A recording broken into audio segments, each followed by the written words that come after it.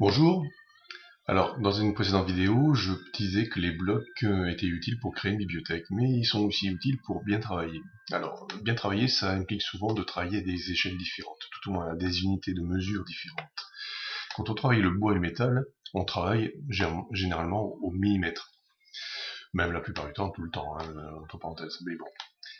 Euh, Le problème, c'est que si je veux dessiner mon aile au millimètre, je voudrais la poser sur un plan de travail, et quand je vais dans mon atelier, bah, c'est idiot, mais je ne raisonne plus en millimètres, je raisonne plutôt en mètres. Mon atelier, mon plan de travail fait 1,20 m par 2,50 m de long, vous voyez, je le dis naturellement, et j'aurais absolument pas le réflexe de parler en mètres. Alors, comment faire pour organiser mon plan de travail avec un objet qui est 1000 fois trop grand?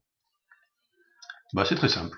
On fait appel au bloc. Alors, l'aile, c'est une somme d'objets, 151 objets. Je fais CTRL MAJ C, je désigne un point n'importe où par là. Voilà, j'ai dessiné mes objets, CTRL MAJ V, voilà, j'ai transformé mon aile en bloc. Alors, le bloc a l'avantage de pouvoir coexister, CP. Voilà, les copies de blocs peuvent exister et tout ce que vous faites dans l'un se répercutera dans l'autre et vice versa. Mais les blocs peuvent coexister aussi dans des échelles différentes. Donc si je copie ce bloc, enfin si je le déplace, et que je le pose ici, je fais appel à la commande échelle, EH, je désigne l'objet, le point d'insertion, le point de travail. Alors vous voyez, il a tendance à toujours plutôt à me dire de l'agrandir. Ben, je vais lire l'inverse. En facteur d'échelle, je vais lire .001. Ça va avoir pour effet de le diviser par 1000. Voilà. Mon bloc est devenu 1000 fois plus petit que l'autre, que son voisin. Et si je pose ma cote, l'aile fait bien 0,86 m d'envergure. Voilà. Le bloc existe dans un environnement de type métrique, et le bloc existe aussi dans un environnement de type millimétrique. Alors, comment faire pour travailler? J'ai besoin de modifier l'aile.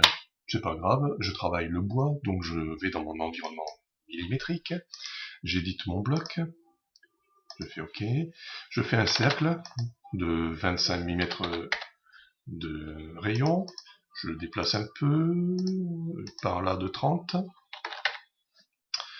encore, je vais le déplacer de 5, par là, vous voyez, je raisonne en millimètres, j'en fais le miroir, MI, je désigne l'objet, je désigne le point de miroir, on va dire que ça préfigure l'emplacement des roues pour le train d'atterrissage, j'enregistre.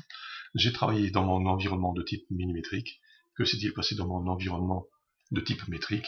La répercussion, c'est bien faite. Voilà.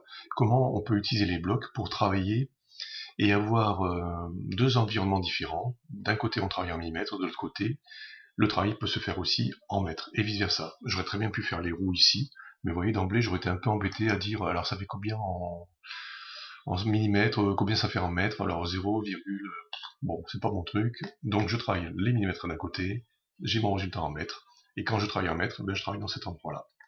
Les répercussions se font aussi dans l'autre.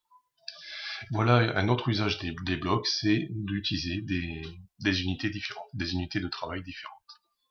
Maintenant, après, à vous de faire votre sauce sur la base des connaissances acquises, et c'est tant mieux parce que ces logiciels, c'est bien fait pour ça. Chacun fait selon un peu comme il raisonne et selon sa logique à lui.